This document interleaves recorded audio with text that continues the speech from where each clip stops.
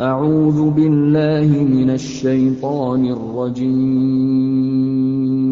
بسم الله الرحمن الرحيم وعن البراء بن عازب رضي الله عنهما قال كان رسول الله صلى الله عليه وسلم يأتي ناحية الصف ويسوي بين صدور القوم ومناكبهم. Ini masih sholat jamaah ya. Rasulullah datang ke masjid dan dia itu mengambil di tepi sop kayak di ujung sana ya, tepi sop, tepi barisan. Ada juga sahabat yang terbiasa kalau sholat ke masjid itu kalau nggak di pojok kanan, pojok kiri. Ini ada dasarnya Pak ya, ada dasarnya. Kayak model kita ketika sholat pindah tempat, di buku ini masih ya. Kenapa kita pindah tempat? Karena liyashhada liman yusolli, untuk menjadi saksi bagi yang sholat. Tanah ini jadi saksi nanti. Ya jadi habis sholat fardunya di sini, sholat sunnahnya di sini, kadang-kadang di sana. Itu tanah-tanah itu masjid-masjid menjadi saksi bagi yang melakukan sholat. Namanya Syekh Sa'ban. Syekh Sa'ban itu kalau datang zuhur jam 12, jam 11 dia sudah nongol. Asar jam 4, sekarang setengah 4 ya. Dia udah jam 3-an atau setengah 3 sudah sampai. Pokoknya kurang lebih sejam sebelum waktu sholat. Dia selalu mengambil di pojok. Ini ada orang kalau kita lihat di kampung-kampung di mana masjid-masjid, ada orang senangnya di pojok, memang ada dasarnya. Para sahabat melakukan. Kenapa datang lebih awal? Supaya datangnya lenggang, sehat, tidak ada banyak melangkahi orang-orang, dan dia juga tidak dilangkahi. Kenapa di pojok? Kalau di pojok dia di sana aman, nggak ada yang dilangkahi, nggak ada yang dilewatin, gitu ya. Ya ini kebiasaan aja, bukan hadis yang mengharuskan. Kebiasaan.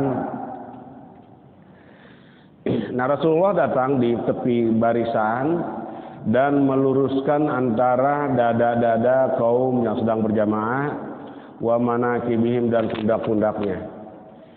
Saya pernah sholat jamaah di LPB, Lembaga Pengajaran Bahasa Arab di Senen. Itu kira-kira mulai sholat itu 10 menit baru mulai sholat, 10 sampai 14 jam. Kenapa? Dia dari begitu banyaknya dari sini ke belakang, masjidnya besar, imamnya sampai ke belakang dulu diperiksa barisan, kiri kanan, ya. Memang begitu, diperiksa barisan dari depan sampai belakang, belakang ke depan lagi. Dia menghadap, sawu sufufakum, luruskan barisan kalian, ya. Fa inna tasbihata sufuf, minta memisalah, karena kelurusan kerapatan barisan dari sholat yang sempurna. Nah kita kadang-kadang kebanyakan langsung Allahu Akbar, tapi serba salah sekarang nih. Kalau sawu sufufakum suruh renggang ya. Jadi makanya saya nggak pakai sawu sufufakum, udah serba salah, udah niat aja. Suruh renggang, suruh rapet. Ya malah suruh renggang kita. Ini kita niatin ya, kalau renggang emang hadisnya itu bisa masuk gitu ya, setan-setan yang berbentuk kambing. Nah kemudian Syekh Sa'ban itu tiap hari begitu, tapi dia bukan sahabat akrab, bukan sahabat yang nempel kayak Khulafaur Rasyidin. Ya kayak bapak-bapak kan, nama saya ada yang akrab, ada yang semi akrab, ada yang biasa saja ketemu di masjid gitu ya. Kalau Pak Nunung saya teman ngopi ya gitu ya, itu udah akrab biasa, teman ngopi. Kemudian ada juga mungkin yang lain hanya sekedar ketemu. Ya kalau Pak Husein teman badminton dulu. Ya, cuman teman badminton sudah pada tua, sudah pada pensiun. Banyak yang kena asam urat, darah tinggi, diabetes, itu teman-teman badminton. Ya dulu memang permainan apa aja, walaupun nggak pinter, kita ikuti pelajaran dari sekolah. Nah kemudian suatu ketika Syekh Sa'ban ini nggak nongol-nongol. Kemana ini Syekh Sa'ban? Rasulullah bertanya-tanya pada sahabat nggak ada yang tahu. Dulu kan nggak ada HP, nggak ada Instagram, nggak ada Facebook. Sekarang kan enak banget. rumah saudara kita di Palembang, di luar kota. Selamat Idul Fitri, begitu ya. Kirim salam. Dulu nggak ada. Jangankan di Mekah, di Madinah. Sewaktu saya kecil aja surat sampainya sebulan ke rumah. Surat. Kelurahannya udah banyak alang-alang. Jadi lurahnya jarang ngantor. Sebulan baru sampai ke rumah itu surat.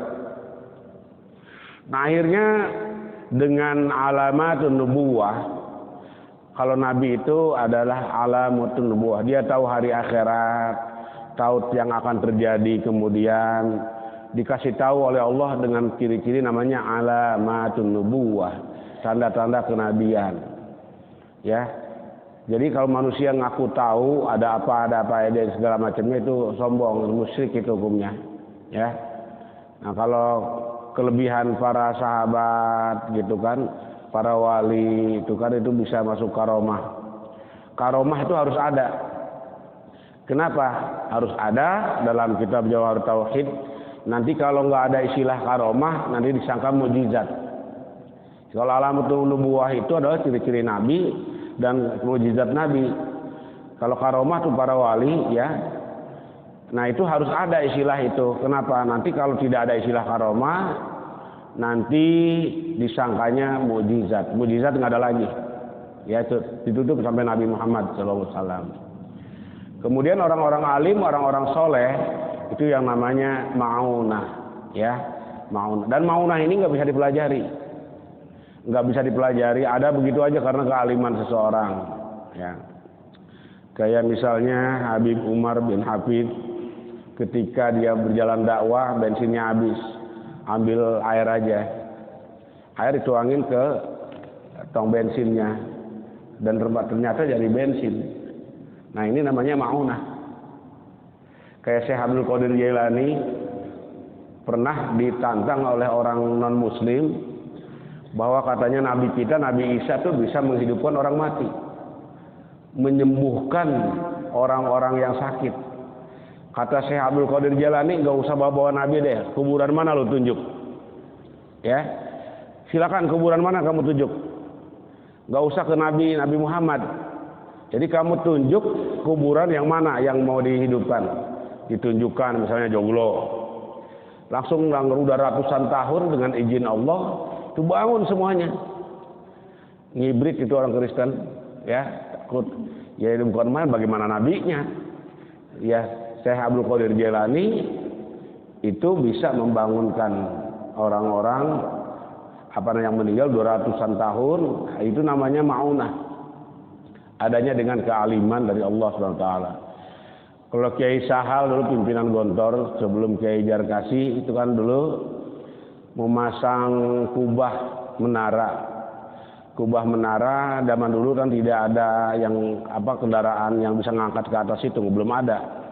Tahun-tahun 60-an ya. Dilalahnya dengan Allah itu, ayo kita angkat bareng-bareng dan terangkat sampai ke atas. Nah itu yang begitu ma'unah, gak bisa dipelajari lagi. Adanya dengan kesolehan kita. Nah kita kembali kepada Syekh Sa'ban tadi. Syekh Sa'ban akhirnya para Nabi Muhammad dan para sahabatnya dicari itu Syekh Sa'ban. Kira-kira pencarian itu sebulan lah. Berhubung ceritanya udah ketemu rumahnya. Kalau jalanin lama. Udah ketemu ceritanya rumah Syekh Sa'ban. Kalau anak-anak, kakek-kakek, remaja kalau ngajar ada ceritanya, paling seneng. Giliran pelajaran ngantuk lagi.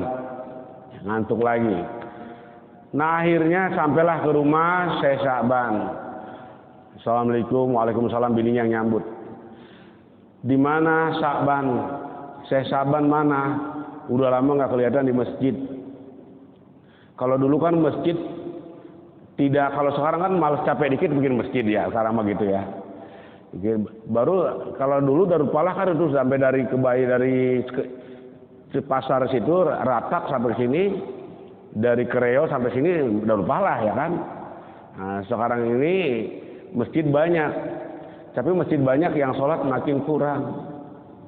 Ya, makanya maaf ini termasuk ciri-ciri hari kiamat itu nanti Makkah Madinah juga hijau, rumputnya banyak, ciri-ciri itu. Dan termasuk ciri-ciri hari kiamat itu banyak masjid, tapi orangnya kosong dari jamaah ya. Dari dulu masjidnya tidak ada lampu, tidak ada listrik, tidak ada kipas angin, apalagi AC, jalannya becek, masjid penuh. Ya masjid penuh. Tapi sekarang air tinggal puter, lampu terang sepanjang jalan, ya. Kemudian ada di konblok, ada di semen, ada di aspal. Di masjidnya adem, dingin. Kadang-kadang disiapin snack, masih kagak datang juga. Masih bertahan nongkrong sambil jongkok sampai pagi. Itu setan itu menghiasnya luar biasa, ya. Terus mana sahabat suamiku telah meninggal, inna lillahi wa inna ilaihi raji'un. Cuman sebelum meninggal dia teriak 3 kali ya Rasulullah, berteriak. Apa teriaknya? Pertama, kenapa enggak yang baru? Kenapa enggak yang baru? Yang kedua, kenapa enggak semuanya? Kenapa enggak semuanya? Kurang jauh, teriak lu ketika sakaratul maut. Jadi kenapa nggak ada yang baru? Dia mempunyai kalau pakai jaket, pakai lapis. Kalau orang Arab kita lihat kan di TV ada putih, ada hitam jaketnya. Ya pakai lapisan jubah.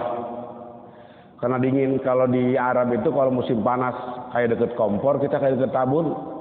Kalau musim dingin ya kalah puncak.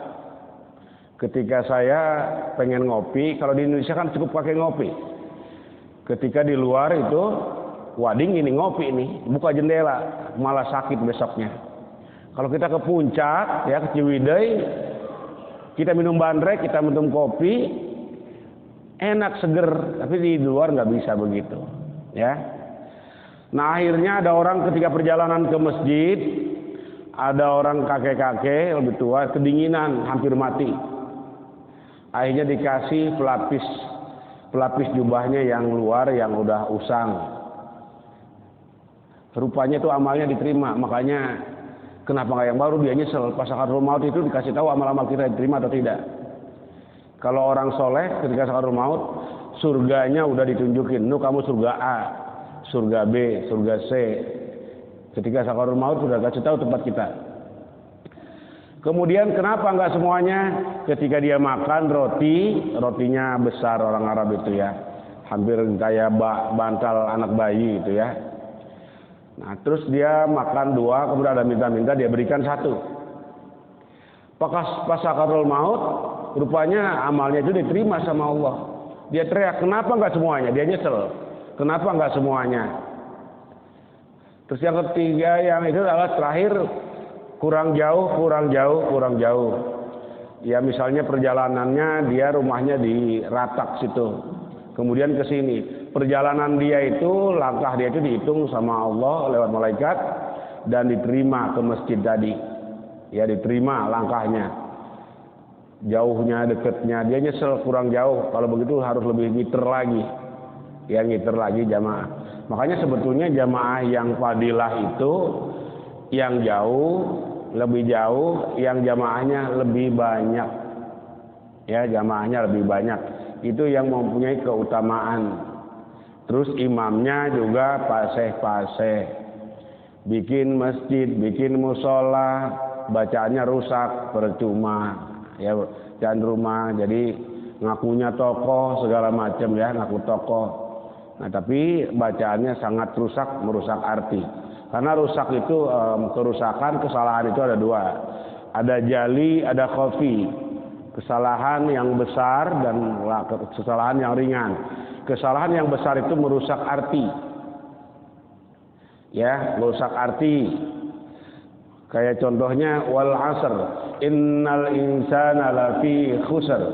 Sesungguhnya manusia itu dalam keadaan rugi. Lamnya lam taukid. Kita baca innal insana lafi khusr. Sesungguhnya manusia tidak rugi. Illal ladzina amanu, kecuali yang rugi siapa? Orang-orang beriman. Gara-gara lam dipanjangin, 1 surat rusak. Itu ya, 1 surat rusak. Saya suka dengar kalimat tarji, ini maaf ya yang suka ngumumin kematian, walaupun tuh hari-hari tapi panjang pendeknya dibenerin. Jangan inna lillahi wa inna ilaihi raji'un. Harusnya inna lillahi wa inna, gunnahnya di inna lillahi wa inna ilaihi raji'un. Ya, jangan sembarangan. Karena itu juga ayat Quran itu. Nah, itu tadi ceritanya. Jadi rupanya Syekh Sa'ban itu sahabat, tapi dia diterima amal ibadahnya oleh Allah Subhanahu wa taala. Ciri-ciri salat diterima, ibadah diterima bagaimana Pak? Cara ciri-cirinya. Ciri-cirinya kalau kita salatnya rutin. Hari ini duha, besok duha, besok lagi duha, itu yang diterima. Ini kalau lagi susah baru duha. Duit lagi seret, duha terus sampai nangis-nangis. Ya pas sudah selesai, udah terkabul, dikabul sama Allah, jauh lagi kepada Allah.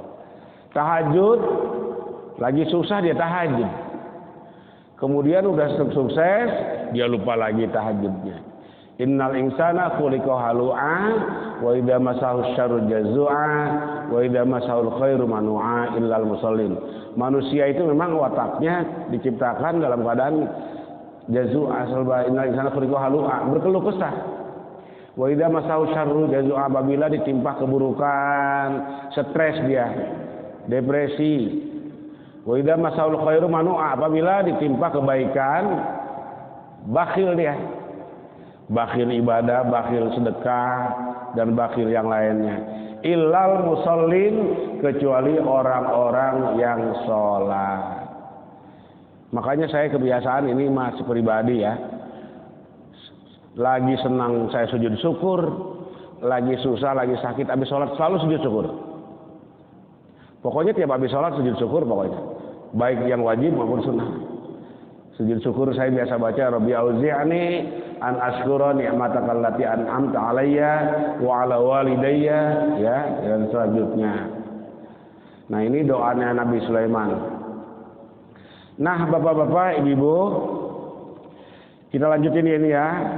Wa mana Rasulullah datang di ujung shop dan meluruskan merapatkan, la takhtalifu fatakhtalifa qulubukum. Jangan kalian berselisih. Jangan kalian berbeda dalam shopnya. Patah kalifa qulubukum, karena hati entar akan beda. Ini kadang-kadang karena jarang ngaji ya. Shop pertama penuh, dia datang belakangan di pinggir kanan sono. Kalau nggak sebelah kiri, pinggir sini. Harusnya kan tengah dulu. Tengah dulu. Kalau kira-kira orang nggak datang, kita tarik yang di depan. Ditarik yang di depan. Kalau sekarang bisa masuk aja karena renggang ya. Sekarang bisa masuk. Begitu. Dan juga kebanyakan kalau sujud itu telapak kakinya, jari kakinya tidak dilipat dihadapkan ke kiblat. Kalau tidak dihadapkan ke kiblat, berarti rukun sujudnya kurang. Rukun sujud itu wajah, dua telapak tangan, lutut, dan juga jari kaki. Ini saya kalau lagi sholat di belakang rata-rata hampir banyakan yang melepas jarinya kayak begini daripada yang melipat. Minimal satu. Ya minimal satu. Ya mau baik di sholat di belakang di sini atau mungkin di musola saya di tempat-tempat lain, karena nggak ngaji soalnya. Ketika ada ta'lim dia keluar, jadi nggak tahu. Ya. Nah ini bapak-bapak ibu-ibu yang berbahagia harus diperingatkan rukun sujud. Kalau rukun itu ya harus dipenuhi. Kalau tidak dipenuhi nggak sah sholatnya.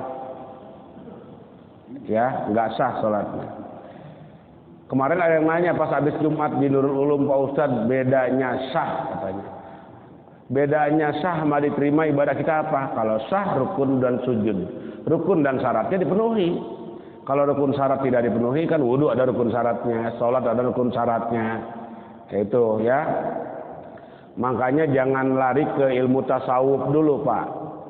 Ada orang stres karena dia belajar tasawuf. Akhirnya sholatnya nggak utuh, dikira nggak sah.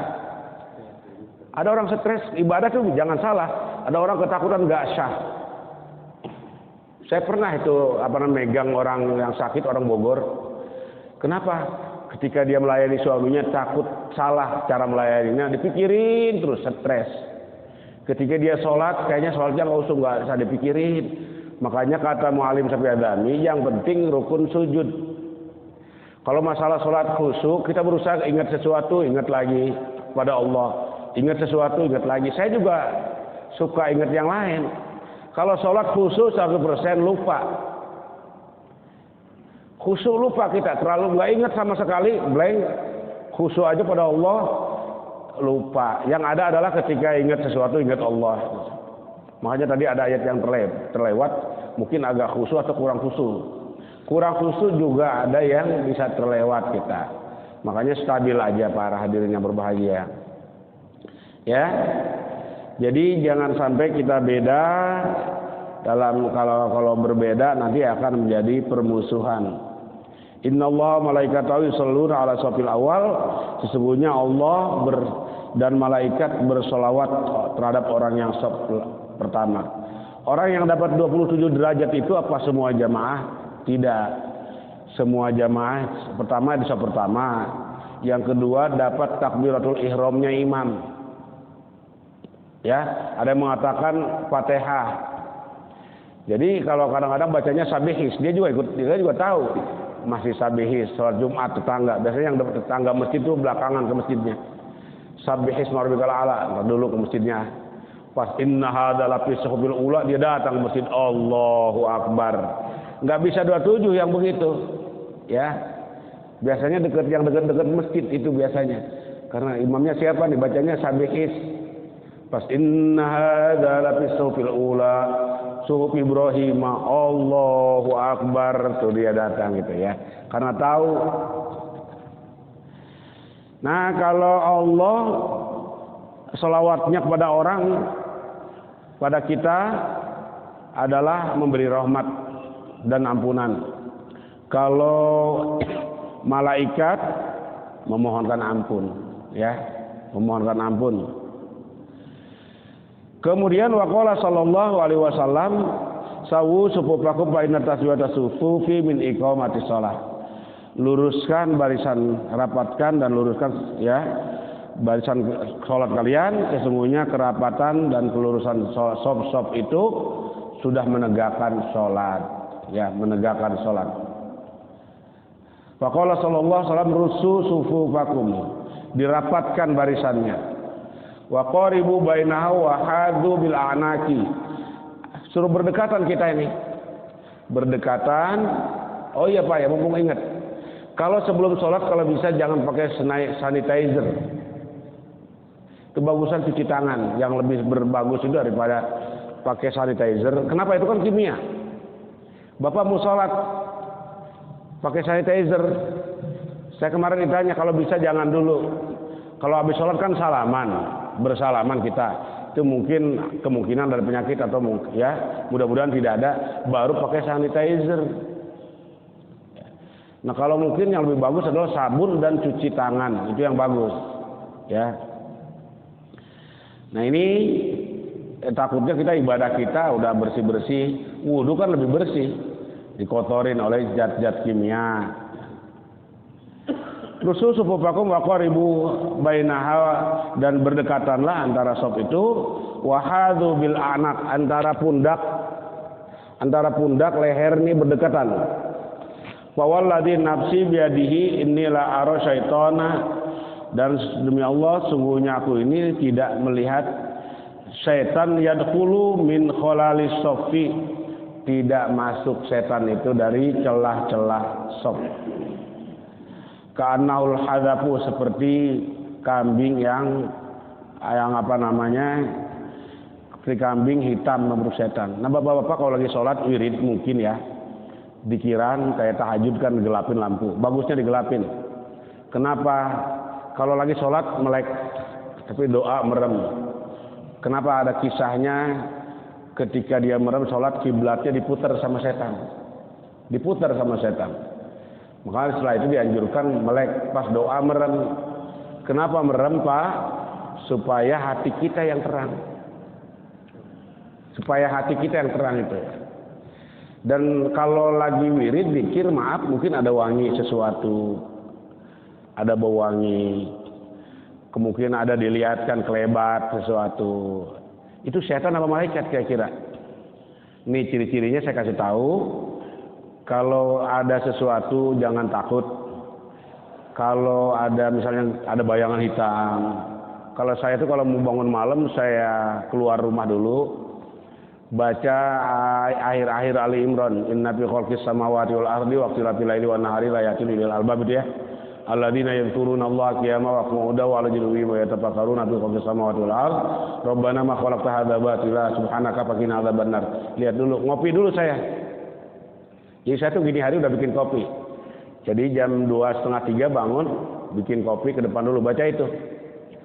Nah, ketika di depan itu kan ngelihat kalau manusia biasa. Macam-macam kelebat, ada hitam, ada gini, segala macam. Cuma kadang kita nggak takut. Assalamualaikum, ya dia lari lagi. Kalau kita ngucapin assalamualaikum, kita baca ayat kursi atau mungkin bacaan-bacaan Quran, doa-doa perlindungan, dia hilang, itu berarti setan. Itu Pak ya. Suka mungkin ada ketika wirid ada ya. Itu setan. Tapi kalau kita baca sesuatu dia masih ada, itu adalah bisa saja malaikat atau jin kiai muslim, kiainya, supaya jadi tahu, biar tahu. Jangan tahu kalau masih ada, kita udah baca ayat kursi, baca ayat Quran, segala macam doa perlindungan, masih ada. Itu berarti jin muslim yang alim atau malaikat, ya tuh. Nah ya kalau penglihatan itu kan begitu saja dilihat, diberikan oleh Allah Subhanahu wa taala ya. Ya. Kemudian apa namanya? Tadi sob dan kita ketika doa segala macam ada kadang-kadang bergetar kayak ada listriknya, kadang yang bawa tangan. Kadang-kadang maaf bisa saja cara doa kita dibenerin. Lagi begini. Ada yang ngangkat gini Pak ya, begini, itu suka ada yang benerin. Kadang-kadang kita malas kan doanya begini, tentunya ada yang ngangkat.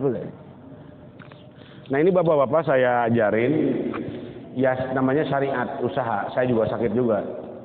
Ini kalau bisa selesai wirid dan zikir, ada gerakan Pak ya. Pokoknya tahan aja kering. Ini tahan napas, ini kencengin. Kita puter aja seolah kita nolak sesuatu penyakit air batin. Kita gini, yang kencang, niat supaya corona nggak masuk, penyakit nggak masuk, tiupin. 3 kali aja keringet Pak. 3 kali aja keringet. Jadi kencengin, tarik nafas, ya kita narik gini, ya. Kita niatin sehat buat kita, buat istri kita, buat anak-anak kita. Diniatin, bayangin. Yang kedua begini ini.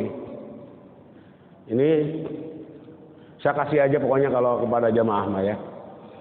Ya Rahman, gini. Tahan ini yang kencang. Terus ya Rahim. Ya Rahman. Sejajar Pak ya. Ya Rahim. Sampai ujung ini, ya Rahman, ya Rahim. Jadi kalau ada saudara kita sedang sakit di daerah di mana, kita bayangin pakai gitu, ya Rahman, ya Rahim, ya Rahman. Sampai sini, ya Rahim sejajar. Ya nanti kalau mau lebih lancar lagi pribadi. Yaitu Pak, pernapasan ya. Pernapasan dan mudah-mudahan bisa manfaat dan olahraga itu. Saya aja nyontohin aja gerah, Pak ya. Nyontohin aja keringat. Itu ditarik. Ya insya Allah aura-aura negatifnya bisa kecabut. Biasanya saya kalau udah habis narik gitu orang lagi sakit yang nggak jelas, hidup nggak, mati nggak lama kemudian dipanggil sama Allah Subhanahu wa taala. Mati urusan Allah. Ya. Dan itu bisa buat perlindungan juga Pak. Ya perlindungan. Kemudian tadi wa qaribu bainaha wa hadu bil anaki, luruskan, sejajarkan leher-lehernya. Wa walladzi nafsi biyadi innal syaitan, enggak masuk setan, berbentuk kambing hitam. Wa qala sallallahu alaihi wasallam istawu taswi qulubukum, luruskan, rapatkan hati kalian menjadi lurus. Kita kadang-kadang habis sholat aja banyak dosa. Contohnya apa Pak? Kalau kita rapat kan insya Allah hati kita bersatu. Kalau renggang berpisah. Habis sholat kadang-kadang sudah bawa dosa. Contohnya salaman. Assalamualaikum kan bakal bisa tek, erat, senyum. Ini kadang-kadang ujungnya doang. Gitu ya. Jadi itu banyak dosa. Buat apa salaman kalau begitu? Lebih baik nggak usah salaman. Dia musuh saya nggak demen sama dia. Datang salaman begini. Ada juga orang yang pengen disalamin duluan. Di antara jamaah itu ada aja yang macam-macam watak orang. Padahal posisinya mungkin di bawah temennya. Tapi dia yang nggak temennya yang harus duluan salaman sama dia. Nah yang begitu-gitu salah itu pikiran. Setan itu menggoda bagus-bagus ya tempat. Kayak tempat kayak bagus kayak gini. Tapi kalau cara kita niatnya untuk permusuhan maka tidak ada. Kita salaman gini erat ya. Jangan salam gini doang. Ada murid saya kalau sama saya nggak cium tangan, sama temennya cium tangan. Murid jamaah santri apa namanya anak remaja. Dia cium tangan nggak pas salaman sama gurunya ustadznya. Biasa aja begini. Pas sama temennya cium tangan. Ada yang begitu, ya. Tapi orang kalau masih kecil karena belum tahu pengetahuan ya. Kemudian istawu tastawi qulubakum wa tamassu wa tarahamu, saling bersentuhan dan saling menyayangi. Cuman kalau yang kebanyakan nyentuh kayak gini ya, kaki kita digeser-geser tuh, ada lagi sholat jamaah, ada orang kalau sholat kakinya jegang. Kemudian kaki kita di mana dikejar sama dia. Kita minggir, dia dikejar lagi. Akhirnya pernah juga saya sepak juga, saya ulangi sholatnya. Saya sepak juga. Geli, ya, jadi geli jadinya. Ya, ya. Jadi begitu nggak usah. Ini tanggung kita habisin. Tamasu yakni tamazaju fi sholat, saling bersentuhan, saling berbaur dalam sholat. Qala sallallahu alaihi wasallam aqimus sufufa fa inna ma tasufuna bi sufufil malaika. Tegakkan sop-sop, karena kalau udah menegakkan sop itu kalian sama dengan sop-sopnya malaikat, barisan malaikat. Wahadu bainal manakibi, dan luruskan setentangkan dengan antara pundak kalian. Wasuddul kholaladin, dan juga tutup celah-celah. Walinu bi aidi ikhwanikum, dan juga antara tangan kalian dengan saudara-saudara jamaah yang lain dilunakan ya, jangan sampai keras karena bisa sakit. Wala tadaru furujatil lisyaiton, jangan kalian tinggalkan lubang-lubang untuk setan untuk mengganggu kita. Heran kalau lagi sholat, bayi kita yang sering nangis, bayi kita yang susah kita godain, cuek aja sama kita. Tapi kalau lagi sholat, dia ngeliatin kita, mukanya lucu. Ah, itu ya, itu memang setan masuk ke situ. Kalau kita lagi sholat, sebelum sholat hilang kunci gitu ya. Kemudian kita sholat Allahu Akbar. Pas lagi sholat ingat, oh iya, dibawa kamar mandi tadi. Kan kayaknya bener. Ya itu salah juga. Itu setan juga. Emang setan menggoda dengan yang seindah mungkin. Kita lupa itu. Nyari kunci, keliling-keliling nggak ada. Pas lagi sholat inget di kamar mandi tuh daunnya. Baru inget lagi istighfar para hadirin ya, ingat pada Allah Subhanahu Wa Taala. Nah, apa namanya? Waman wasola sopan wasolahullah. Barang siapa menyambung sop, Allah akan nyambung kita. Waman qata'a sopan qata'ahullah. Barang siapa memotong sop, barisan, Allah akan putus kita dengan kita ya. Kemudian kalau Rasulullah aqimu sufufakum wa tarasu, dirikan, tegakkan sop-sop kalian dan rapat lurus. Fa inni arakum min wara'i dhahri, karena sungguhnya aku ini melihat kalian dari punggungku, dari belakangku.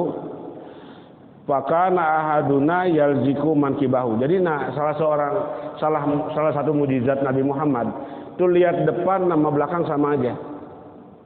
Jadi Allahu Akbar. Saya kan nggak lihat di belakang. Nah Rasulullah tuh belakangnya lihat, depan sama belakang sama aja ngelihat. Ya. Jadi wa inni arakum, aku lihat kalian dari belakangku. Fakana ahaduna, salah seorang dari kita yalziku mankibahu. Ya. Kemudian dia salah satu pundaknya itu tidak rapat bimangkibihi sahibi, dengan pundak temannya. Wa qadamahu bi qadamihi, dan juga usahakan rapat antara pundak dekat nempel dan juga kaki kita. Nah ini dasarnya, dideketin ya lapak kaki kita dengan satu dengan yang lain. Intaha, dan selesai sampai di sini bab ini.